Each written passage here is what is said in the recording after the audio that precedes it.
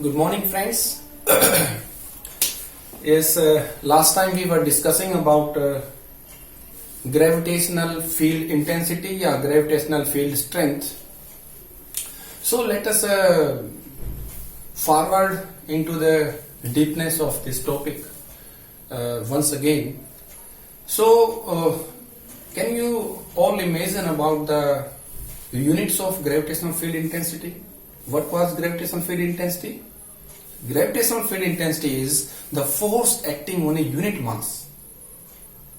Actually जो gravitational field होती है वो ग्रेविटेशनल फोर्स ही होता है किसी यूनिट मास पर दूसरे मास में कितना फोर्स लगा है। तो हमने देखा था कि ग्रेविटेशनल फील्ड जो जिसको आप जी से दिखाते थे, कई किताबों में कैपिटल ई भी होता है, G is equal to force upon mass. So if you want to write the units of this gravitational field intensity, then what it comes? It comes out to be the unit of force is Newton and unit of mass is kilogram. So kilogram, Newton per kg, Newton per kilogram is the unit of gravitational field intensity. So आज हम लेकर आए हैं एक नया topic that is gravitational field intensity on the axis of a ring at A distance x. देखो बच्चों, कोई रिंग है हमारे पास, कोई रिंग है, जैसे मान लो अभी यही रिंग है, यही लगा लीजिए एक रिंग है, जैसे आप कड़ा पहनते हैं हाथ में है, एक रिंग ऐसे है, उस रिंग का कोई एक्सिस होगा, कोई एक्सिस, किसी एक्सिस पे जैसे ये रिंग है तो ये इसका एक्सिस हुआ, इसके सेंटर से पास करता हुआ. इस रिंग का कोई मास होगा अपना कि किसी मटेरियल से कड़ा बना है ना, रिंग बनी, अंगूठी या कड़ा लगा लीजिए, तो वैसा ये रिंग है. और ये ऐसे नहीं रखा बच्चों, ये 2D में आपका बोर्ड है तो दिखा नहीं पा रहे हैं, ये ऐसे नहीं बल्कि ये ऐसे रखा गया है, यूं कह लो या यूं कह लो. तो ऐसे में इसका कोई एक्सिस होगा सेंटर से पास करता हुआ, उस एक्सिस लाइन को आगे भी एक्सटेंड कर सकते हैं, पीछे भी एक्सटेंड कर सकते हैं. तो उस एक्सिस लाइन पर के किसी पॉइंट पर, ये हमने कोई पॉइंट ले लिया, देखो यहां पर इसके सेंटर से पास करके एक्सिस बनाई, उसके पॉइंट किसी दूरी पर हमने एक पॉइंट पी ले लिया. कह रहे हैं कि यहां पर कितना ग्रेविटेशनल फील्ड इंटेंसिटी होगा. भाई बहुत आसान सी बात है, जहां पर भी आप निकालना चाहते हैं, सबसे पहली पॉइंट तो मैंने ये बताया था कि ग्रेविटेशनल फोर्स या ग्रेविटेशनल फील्ड इंटेंसिटी केवल पॉइंट मासेस के लिए ही वैलिड है. तो ये तो पॉइंट नहीं है, तो एक्सटेंडेड मास है, तो कोई बात नहीं है, आप छोटे छोटे मास लेकर के उनके ऊपर जो है फील्ड की वैल्यू निकालते चले जाएंगे और फिर बाद में उनको हम ऐड कर देंगे. तो यहां पर हमने ग्रेविटेशनल फील्ड इंटेंसिटी की वैल्यू निकालनी चाह रही है, तो इस पॉइंट पर आपने 1 केजी का मास रख दिया. यहां पर इस 1 केजी के मास को, ये पूरा जो आपका रिंग है, ये रिंग छोटे छोटे मास से मिलकर बना है, एक छोटा सा मास, ये छोटा सा, ये छोटा सा, ये सारे मास मिल करके इस रिंग को बना देंगे. तो हम बारी बारी से एक एक छोटे छोटे डीएम मास को, छोटी चीज को हम डी करके बोलते हैं, डीएम, एक छोटा सा मास इस 1 किलोग्राम मास को कैसे खींचेगा, केवल खींचेगा, केवल अट्रैक्ट करेगा. कैसे? उन दोनों के सेंटर को मिलाते एक लाइन खींच दो, इस लाइन के अलोंग ये खींचेगा, देखो इधर, और उसी को हमने डीजी बोल दिया. इस फोर्स को जो यूनिट मास पे लग रहा था, उस फोर्स को हमने क्या बोल दिया? फील्ड स्ट्रेंथ बोल दी, जिसको हमने जी से दिखाया था. अब क्योंकि छोटे से मास पे लगा है तो छोटी सी फील्ड लिख दी हमने, डीजी, जी नहीं बल्कि डीजी लिख दिया. तो हमें पता चल गया डीजी यहां इस तरफ लग रहा है किसी एंगल पर. अच्छा, लेकिन हमें तो भाई इस पूरे रिंग की वजह से यहां पे निकालना है, तो क्या करेंगे? फिर एक दूसरा मास ले लेंगे, उसकी वजह से निकालेंगे, तीसरा ले लेंगे, चौथा, 500 ऐसे हजारों, सैकड़ों, करोड़ों, अरबों इस पे मास छोटे छोटे ले सकते हैं और उन सबको ऐड कर देंगे. अब इतने सबको निकाल के ऐड कैसे करें? मैथमेटिक्स एक टूल है, इंटीग्रेशन, समेशन जिसको बोलते हैं. तो भाई उसमें आप करते हैं, पहले एक छोटे से मास पे निकालो, फिर उसको इंटीग्रेट कर देंगे. तो देखो हमने डीजी बोला, एक छोटा सा ग्रेविटेशनल फील्ड इंटेंसिटी क्या आ जाएगा? फॉर्मूला क्या होता था? जी, एक मास इंटू दूसरा मास, तो 1 किलो ही होता है. तो एक मास क्या है? डीएम, दूसरा मास 1 किलो. तो देखो जी, पहला मास डीएम, दूसरा 1 किलो बटा उनके बीच की दूरी, उसको एल बोल दिया हमने, ये जो दूरी है उसको एल बोल दिया. तो बच्चों जी डीएम बटा एल स्क्वायर आ गया. 1 को तो क्या लिखें, कोई फायदा नहीं, जी डीएम बटा एल स्क्वायर, ये डीजी की वैल्यू आ गई. अब डीजी किसी एंगल पर इंक्लाइंड है और ये चीज हमें पसंद नहीं, या तो हम हॉरिजॉन्टल चीजों को पसंद करते हैं या वर्टिकल, वही हमारे लिए आसान रहती है. तो ठीक है, हम इसके कंपोनेंट कर लेंगे, रेक्टेंगुलर कंपोनेंट. डीजी इस तरफ है, ये कोई एंगल था तो इधर डीजी कोस थीटा आ गया. हॉरिजॉन्टल के साथ जो कंपोनेंट होता है डीजी कोस थीटा होता है, ये डीजी साइन थीटा होता है। ठीक है, अच्छा इन दो मासेस की वजह से 1 kg और डीएम की वजह से डीजी यहां हुआ और डीजी कोस थीटा यहां आ गया और साइन थीटा उसके परपेंडिकुलर आ जाएगा। अब आपने यहां मास लिया और ऐसे तमाम करते जाएंगे, करते करते आप यहां भी आएंगे ऐसे, फिर यहां से दोबारा यहां जाएंगे, तब कहेंगे हाँ भाई पूरा रिंग कवर हो गया।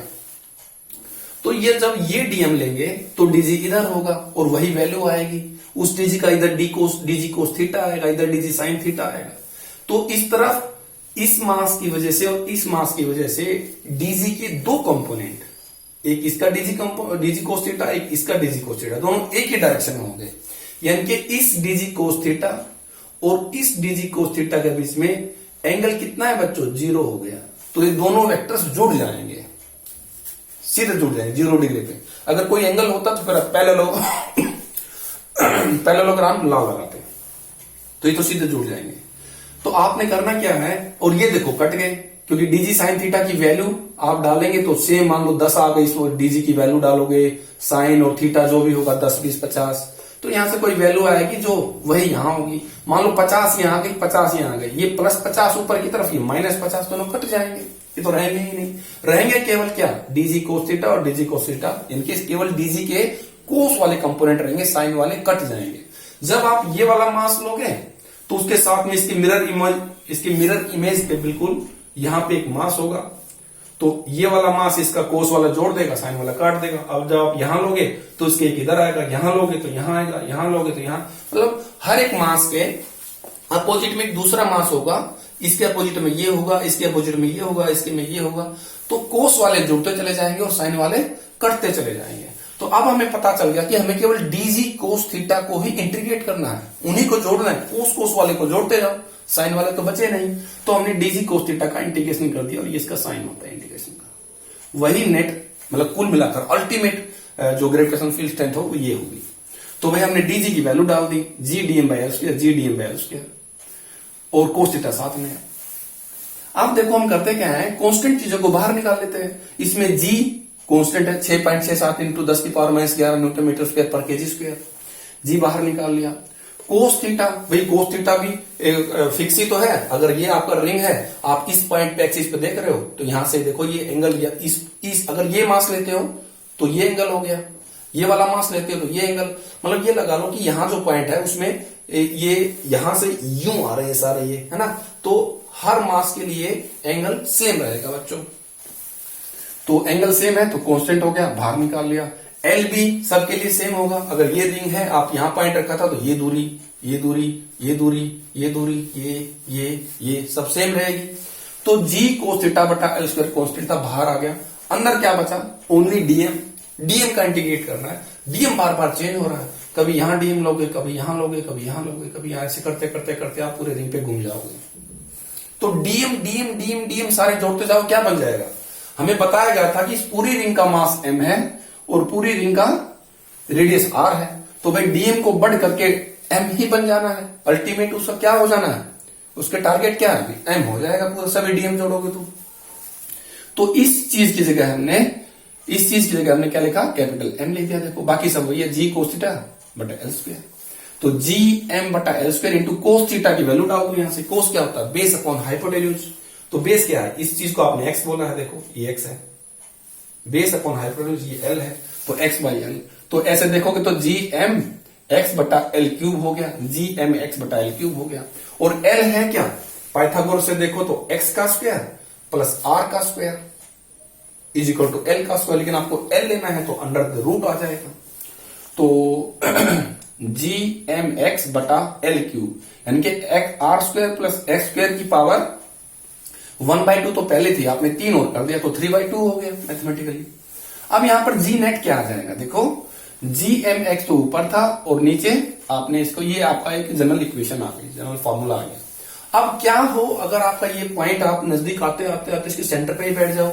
ये आपका रिंग था, यहां से आप ऐसे आते आते आते आते इसके सेंटर पे बैठ गए, तो x की वैल्यू 0 हो गई। तो इस एक्सप्रेशन में x की वैल्यू 0 डाल दो। यहां पे 0 डालेंगे तो r स्क्वायर की पावर 3/2, 2 से 2 कट गया, क्यूब रह गया, तो जी एम एक्स बटा आर क्यूब। तो सेंटर पे तो ये फॉर्मूला आ गया आपका, जनरल वे में ये फॉर्मूला था, सेंटर पे ये हो गया, देखो जी सेंटर कर दिया, अगर x 0 है तो x 0 हो जाए तो आप सेंटर पे ही आ गए। अब अगर x की वैल्यू बहुत ज्यादा हो r से, मतलब आप यहां नहीं बहुत दूर चले गए, मतलब ये r ही छोटा लगने लगा, इतनी दूर चले गए, तो उस केस में क्या होगा, x बहुत बड़ा मतलब r लगभग 0 लगने लगेगा। भाई आप मान लो कई किलोमीटर चले गए तो क्या होगा, r तो ऐसा लगेगा जैसे कुछ है नहीं उसके सामने, 0 के बराबर है, उसकी औकात ही नहीं कोई। तो जी नेट क्या हो जाएगा, इस फॉर्मूले में डालो, जी एम एक्स बटा हुआ x की वैल्यू बहुत ज्यादा तो r 0, तो केवल ये 0 तो x स्क्वायर की पावर 3/2 यानी कि x क्यूब रह गया नीचे, तो जी एम एक्स बटा एक्स क्यूब। अब x ऊपर था, एक x कट गया तो जी एम बटा एक्स स्क्वायर, ये वो आ गया जी नेट का फॉर्मूला। देखो अगर ध्यान से देखो तो बच्चों ये वही फॉर्मूला है जो सिंपल ग्रेविटेशन फील्ड स्ट्रेंथ का होता था, यानी कि जी एम बटा एक्स स्क्वायर, याद आया, जी एम बटा एक्स स्क्वायर होता था। ये फोर्स क्या होता है, जी एम बटा आर स्क्वायर, और उसी मास से डिवाइड करते थे तो एम से एम कट के जी एम बटा एक्स स्क्वायर आता था।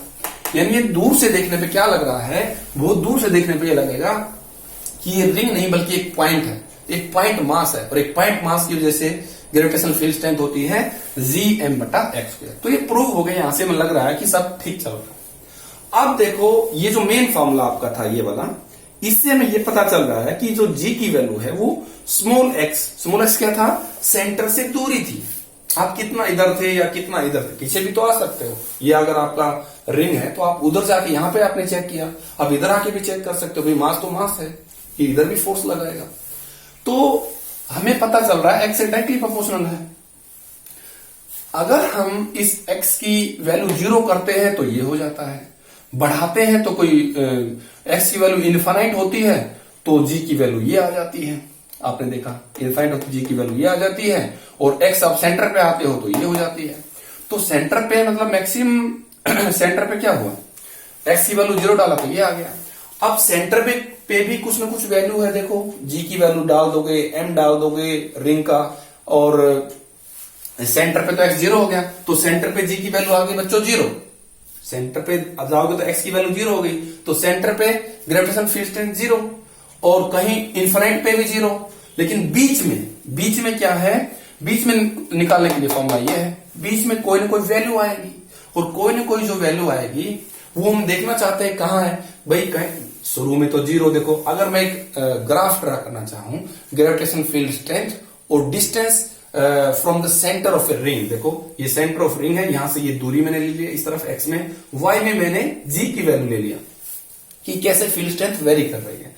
तो बच्चों ये आपको पता चल रहा है फार्मूले से कि सेंटर पे तो जी की वैल्यू 0 होगी, आप एक्स डालो 0 तो 0 हो जाता है, यहां पे 0 हुई। जैसे जैसे आप इधर जाओगे, कह रहे बहुत दूर जाने पर भी वो लगभग 0 हो जाता है। देखो बहुत दूर जाओगे, बहुत ज्यादा दूर चले गए, एक्स की वैल्यू बहुत ज्यादा हो गई, बहुत ज्यादा, तो बहुत ज्यादा से आप डिवाइड करोगे तो जी की वैल्यू लगभग 0 आ गई, लगभग 0 नहीं ऑलमोस्ट 0, देखो ये 0 को टेंड कर रही है। लेकिन यहां भी 0, बहुत दूर भी 0, और बीच में कहीं बढ़ रही है, देखो एक्स डायरेक्टली प्रोपोर्शनल है, तो जरूर कहीं ना कहीं बीच में ऐसा पॉइंट होगा जहां पर इसकी वैल्यू बढ़ती बढ़ती मैक्सिमम हो जाएगी, फिर मैक्सिमम से कम हो जाएगी। तो ये हम निकालना चाहते हैं। हमें पता चल रहा है कोई ऐसा कर्व निकल के आएगा तो यहां पर 0, वहां पर 0, बीच में कहीं बढ़ेगा। आप सोच रहे होंगे कि नीचे ये इस तरफ तो ग्राफ नीचे आ रहा है, इस तरफ ग्राफ ऊपर आ रहा है। ये इसलिए आ रहा है भाई, आपने जी की वैल्यू इस तरफ पॉजिटिव ली है और इस तरफ नेगेटिव, भाई ऊपर की तरफ आप पॉजिटिव लेते हो, वाई डायरेक्शन को पॉजिटिव हो गया, इधर नेगेटिव, मैंने वाई में ग्रेविटेशन फील्ड स्ट्रेंथ को लिया है। तो अब देखिए, क्योंकि ये जो ग्राफ है, कर्व है, कर्व आप मैक्सिमम वैल्यू कैसे निकालते हैं, मैक्सिमम मिनिमा पढ़ा है। अब किसी कर्व के बिल्कुल टॉप पे जब आप जाते हो तो वहां पर स्लोप की वैल्यू 0 हो जाती है। देखो अगर मैंने लाइन खींची, यहां पर इस लाइन को देखो, छोटी सी लाइन को, तो कोई स्लोप है इसका, ऐसे स्लोप है, इसका भी कोई स्लोप है, इसका भी कोई स्लोप है, इसका भी स्लोप है, इसका कोई स्लोप नहीं है, ना इसका कोई स्लोप है। मतलब मैक्सिमम वैल्यू अगर आप निकालना चाहते हो तो स्लोप को 0 कर दो। स्लोप क्या होता है, dy/dx, और यहां पर y मैंने g को लिया है, y में मैंने g लिया, तो dg/dx को 0 कर दो।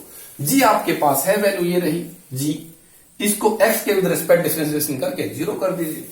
तो देखो dg/dx को 0 कर दो, मैंने लिखा है for maximum value slope must be 0। तो स्लोप क्या है, gmx,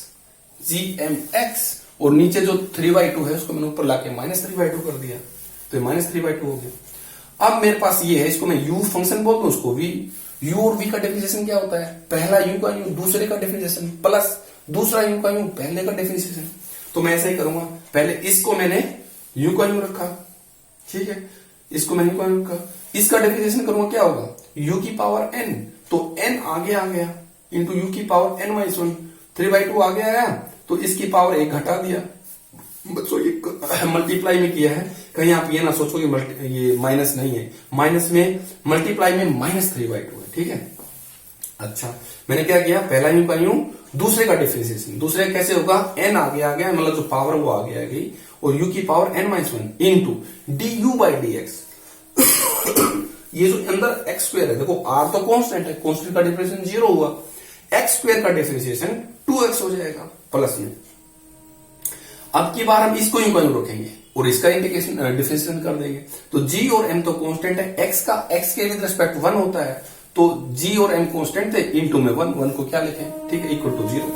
अब क्या करेंगे, -3x², देखो 2 से मैंने 2 काट दिया, और -3x यहां पे था और x यहां पे था, इनको इकट्ठा करके -3x² gm into r² plus s² की पावर -3/2 कैसे किया, -1.5 और 1 -2.5 हो गया, प्लस r² प्लस s² की पावर -3/2 इंटू gm। इसको आप सोल्व कर सकते हो,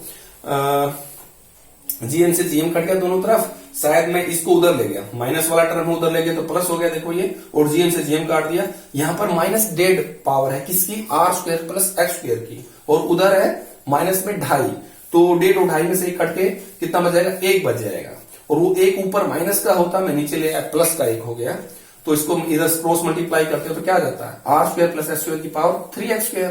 तो यहां से x की वैल्यू क्या आ जाती है, मैं यहां, इसके बाद मैं यहां आ गया हूं, s² इक्वल टू ये, तो x is equal two plus minus में आती है r/√2, तो एक वैल्यू तो r/√2 प्लस में आई, एक वैल्यू r/√2 माइनस में आई, मतलब प्लस का मतलब ये आप यहां से उस तरफ जा रहे हो, एक तो उस तरफ जाने पे मैक्सिमम वैल्यू होगी, एक इस तरफ जाने पे मैक्सिमम वैल्यू हो गई, ठीक है।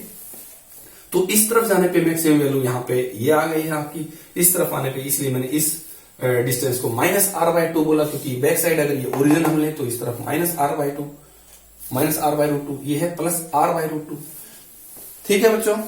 तो मेरे ख्याल से टॉपिक आज का बहुत लंबा हो गया, इसको अपलोड करना थोड़ा मुश्किल हो जाएगा, डाटा भी आप जानते हैं डे पर डे एक्सपेंसिव होता जा रहा है, सो इसको अपलोड करते हैं बच्चों, पढ़ते रहें।